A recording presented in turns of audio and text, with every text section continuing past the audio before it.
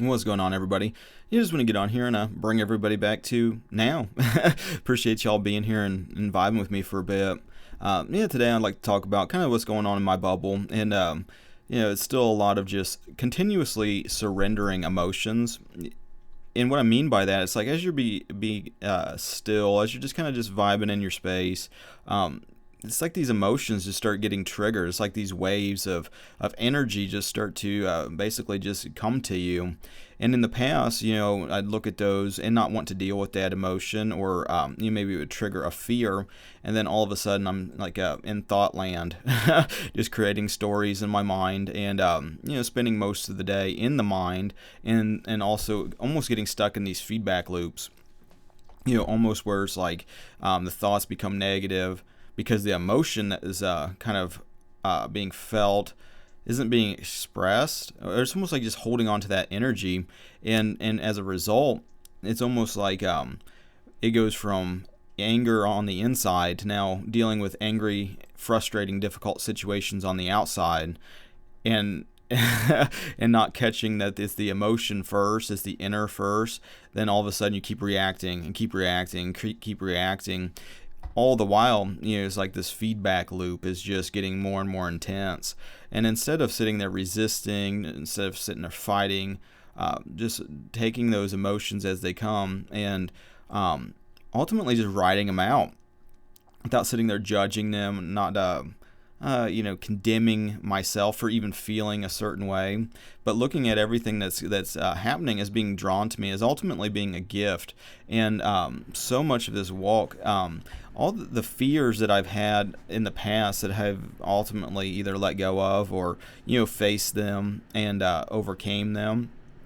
It's kind of the same flow, and kind of realizing that about these emotions. I was introduced to David Hawking's book, what is it, The Pathway to Surrender, or like Letting Go, The Pathway to Surrender, which I really enjoyed that book. I actually would like to go through it again, but it's been pulled off of YouTube. But supposedly it's still on Audible, so I might download the app, because I like to listen to audiobooks as I work.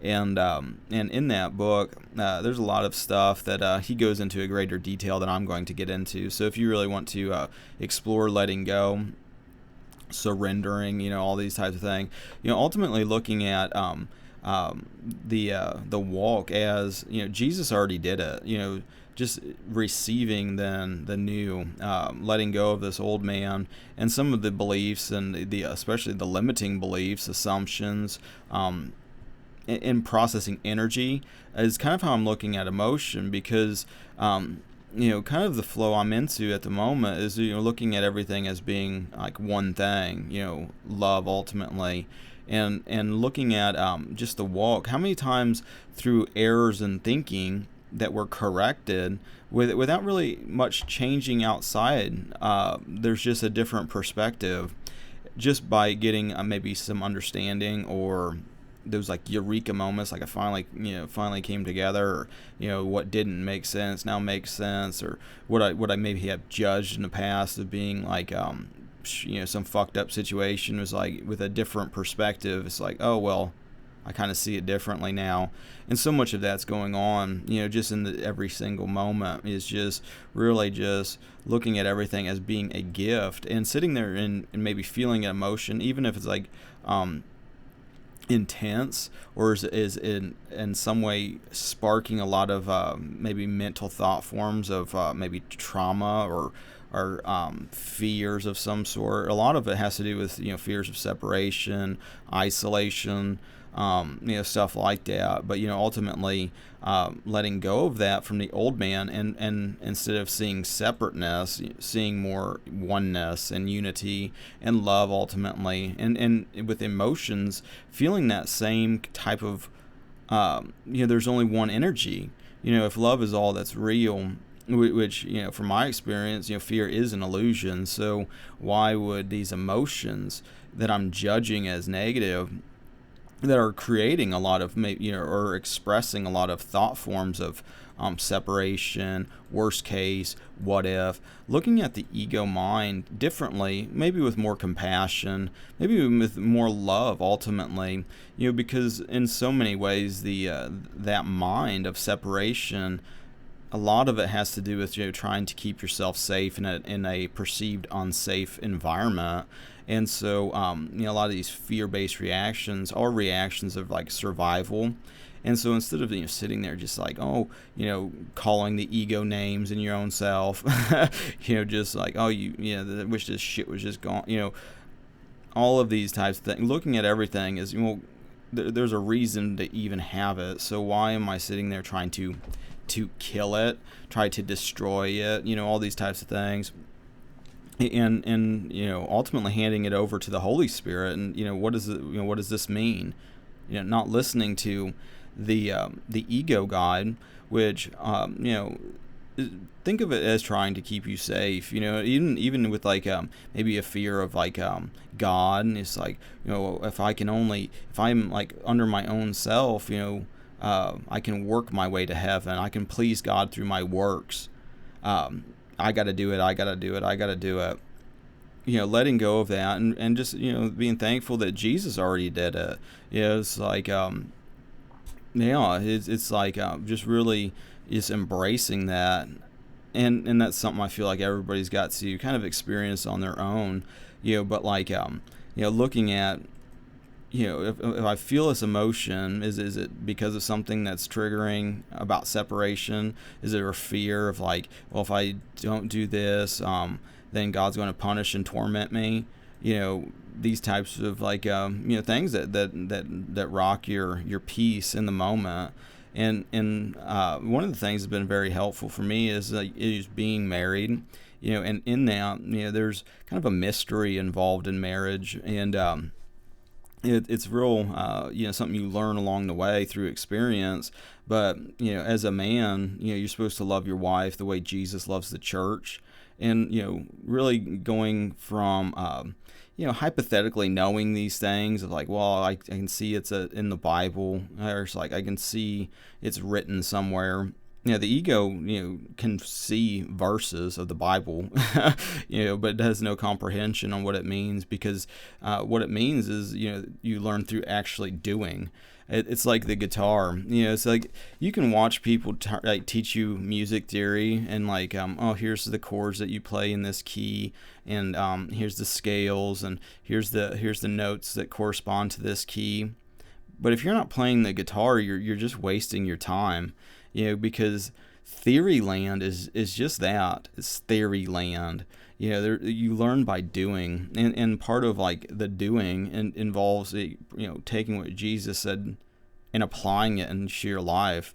And so part of like marriage that I've like learned to appreciate more so each day is like understanding that my relationship with my wife is very similar to Jesus's relationship to me.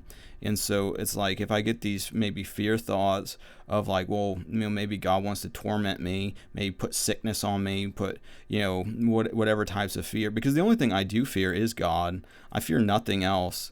And with that, looking at how, would I do that to my wife? Looking at that relationship dynamic, and then using that symbolically to express, or be almost like a mirror on some level to help understand the relationship with God. It's like, well, I wouldn't want to put sickness on her. I wouldn't want to, put these things on her. I want to ultimately just unconditionally love my wife, and no matter what happens. And like with that, it's easier to maybe then take that same perspective and look at inwardly the relationship between, myself and my Creator, and see more love and see more, a different perspective, a different point of view.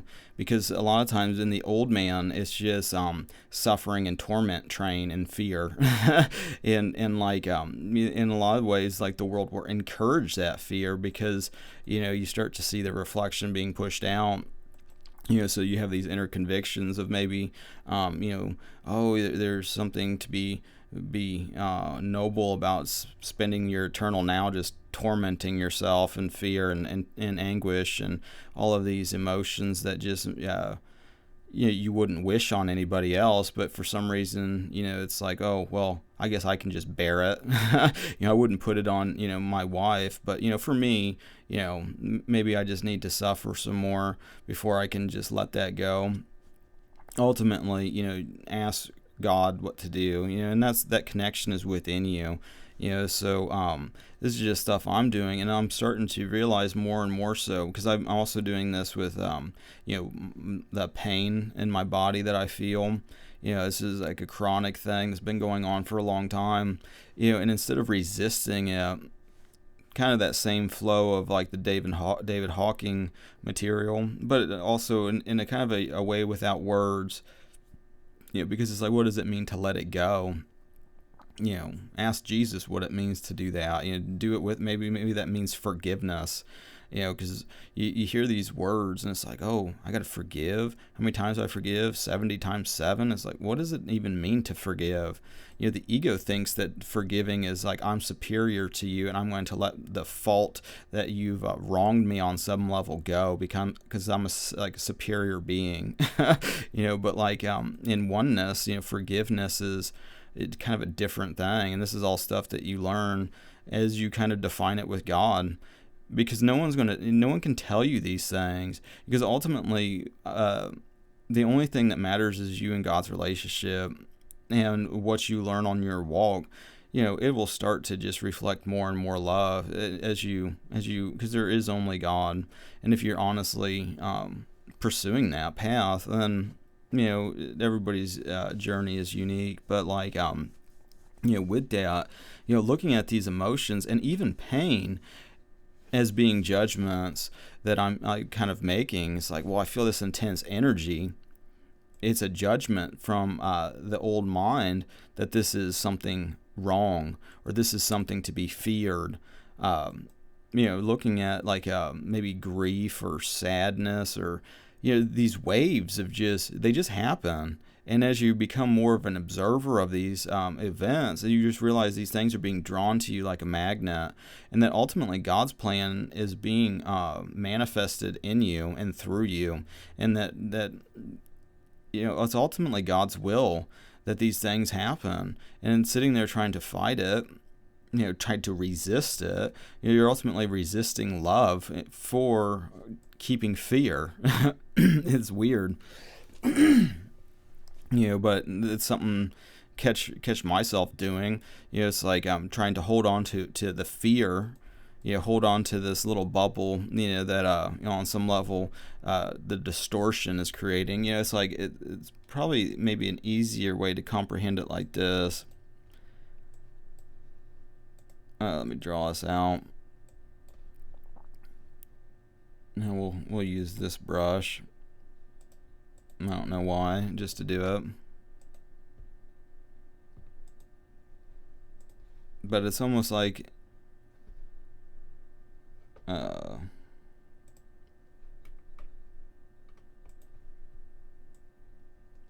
don't know why that's not even doing anything. Okay, well, whatever. For some reason, this thing here wants to just not make a solid color. So so you got these distortions of fear, and kind of scripts, programs of separation. You have ultimately, when you're in oneness, you start to see that oneness outside of yourself, but you have these distortions of fear that can cloudy up the perception. So it's like, well, based on, and this has to do with like your faith and your assumptions, your beliefs about everything. Really, the external world is a gigantic mirror that on some level is expressing who you think you are, and your beliefs and your assumptions and everything is being pushed out. And when it comes to renewing your mind, letting go of the kind of the idea that you're separate. And with that idea, their fear that stems from that. You see that all around as long as you believe these things. But the more that you're kind of just letting it go, the more you let it go in here and on the inside first. And you aren't this body, so don't, you're not the brain. Look at the physical as being basically, how do I say it? Yeah, the physical is just the same thing. It's like a reflection of what you believe the body actually even is. If you look at the brain as like a receiver, and your conscious awareness is on the other side of the veil, it starts to become more obvious as you connect with that inner world, then the outer world starts to reflect that. But as you drop these programs and ultimately grow your faith as a result, just by believing in the unseen, which is the reality. Everything that we're seeing now is the past. It's almost like seeing a star. It's by the time the light hits hits your eye, it's already been traveling light years. So it's kind of the same concept.